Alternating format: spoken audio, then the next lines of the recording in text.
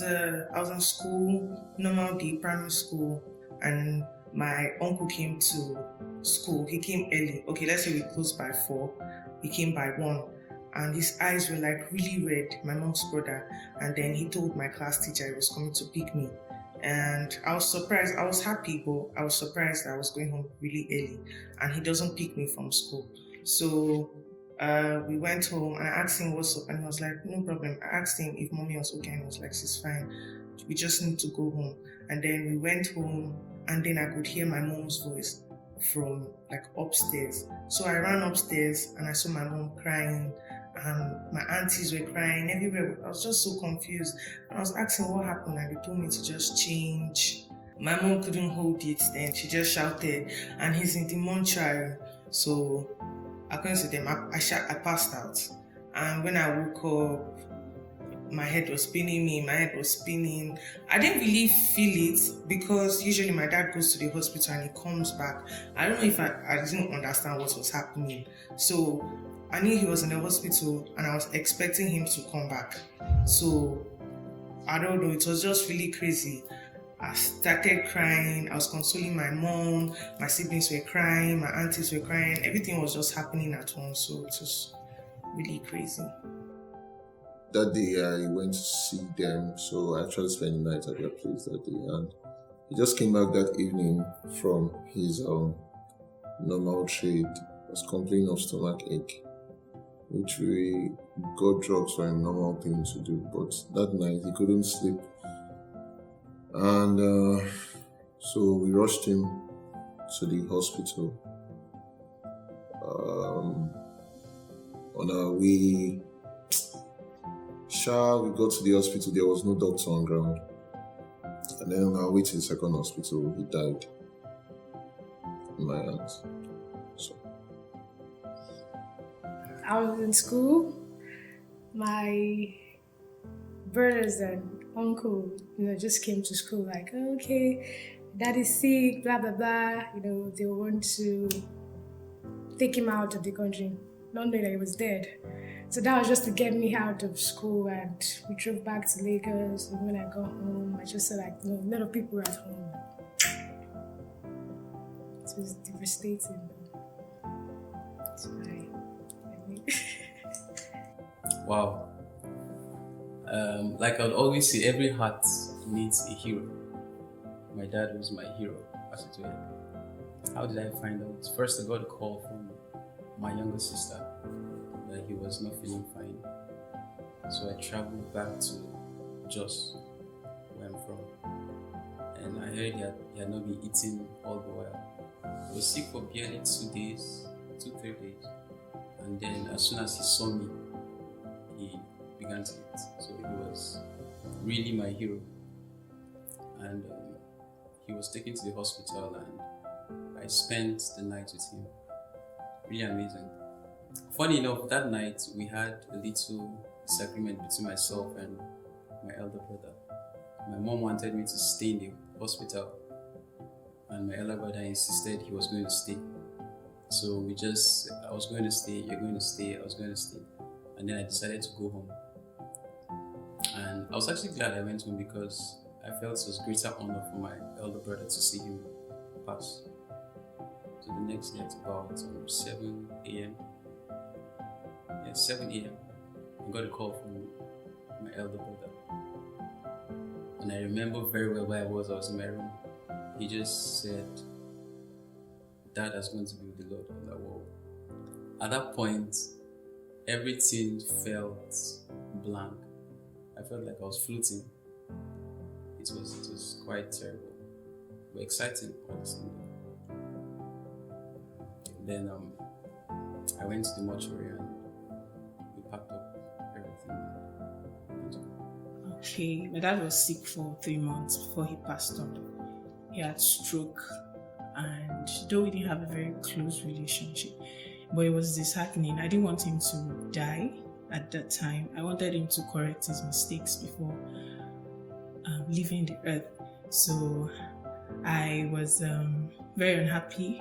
I prayed that he would recover and I would have some time to spend with him But 3 months after he took ill, he died of stroke. It was painful. My pain was because I wasn't very sure about his salvation, so it was pricking me. That was my pain.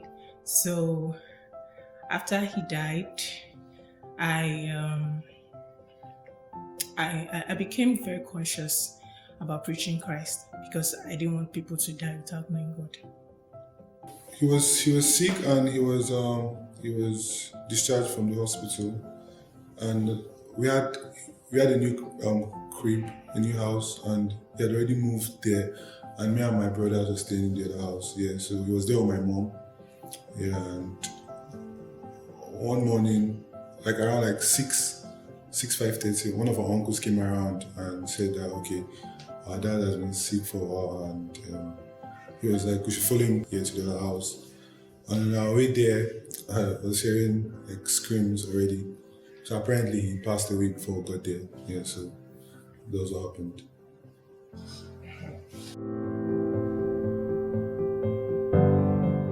My dad was my guy. You know those times when mommy would like serve food, then she'll give you 2 meat, then she'll give daddy 10 meat. I'll wait for my dad when I finish eating my food. Then I'll wait for him. He'll call me whenever he comes back from work. I know the sound of his car. So when he comes back, I'll wait for him to remove his shoe, remove his socks, wash it. Then I'll wait for him to do my assignments for me. Even if I know how to do it, I just want him to do it for me because it just makes everything easier. So he was my guy. It's really nice. My dad was my friend. I won't say best friend, but he was, for me to call him guy, like, he was that guy I can talk to about anything. And he just have a funny way of making things look okay and making you do pushing you to do what you need to do. So even growing up as an adult, he's somebody I always go to and talk to him about several stuff, and he's always there, he's always there. When he sings me lullaby to sleep, plays football with me, plays basketball with me. When he disciplined me, he was a discipliner, and my voice is breaking, but that's fine. So my relationship with him was really amazing. Like I said at the beginning, every heart needs a hero, and he was my hero. So I got a call from him one day, and then he called me into his room and gave me a huge sum of money and said he could go and record, because I was into music and I was trying to record, having difficulties raising money for studio sessions and the like. And when I got that money, I was like, whoa, it just came out of the blues. So he was someone that encouraged you whatever you wanted to do. My relationship with him was very cordial. Really amazing man, honestly. Like I said, I didn't have a very close relationship with my dad because my parents got separated when I was still little, let's say early teens. Yes, that was when they separated. So before then, there was no bond. Let me use that word. There was no bond between us, but we spoke once in a while. So I've been living fine without my dad. So even after his death, I'm still doing well. It's not tough on me, just that I regretted not preaching Christ to him. I think the first time I ever took flight was with him. Yeah, we were coming from Benue to Lagos. Got to come to Abuja, then to Lagos. So I was with him, and it was all fun because the noise from the plane was in my ears. I don't know, sometimes I sit close to the engine, my ears, so he was just laughing and stuff. So I think that was that trip was my fondest memory of him together, and stuff. He used to whistle a lot. He used to write a bigger song, so he whistled them. I think he taught us all how to whistle, and he used to cook and stuff. He was very good in the kitchen.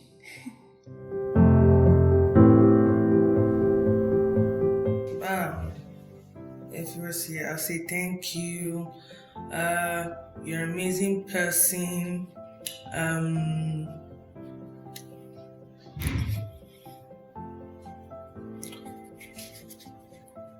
so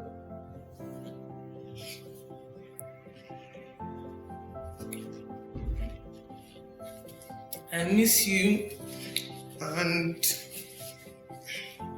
sorry guys.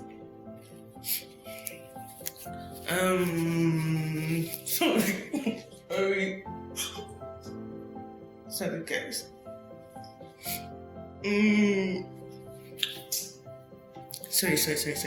Sorry. I miss you. I wish you stayed longer because I was jealous of everybody saying my dad did this, my dad did that, and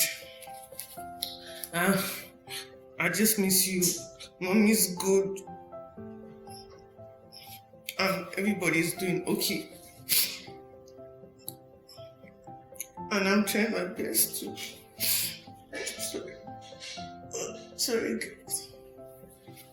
And thank you for all the love you showed. I appreciate it. Mommy's trying her best, and we miss you like every day. So I hope you are fine. Boys don't miss you, but I need to around you that but it's fine. We're doing okay. Thank you. I'll not cry.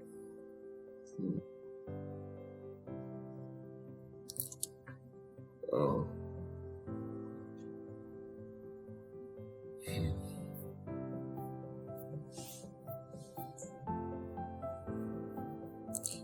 I'll say that I love you, and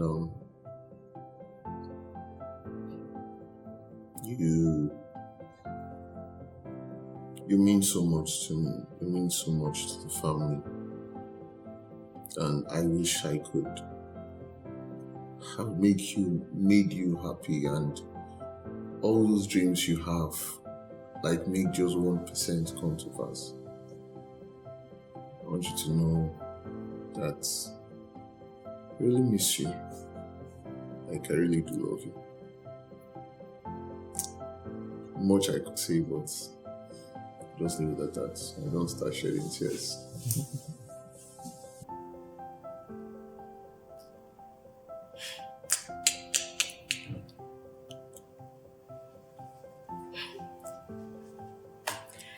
I would say that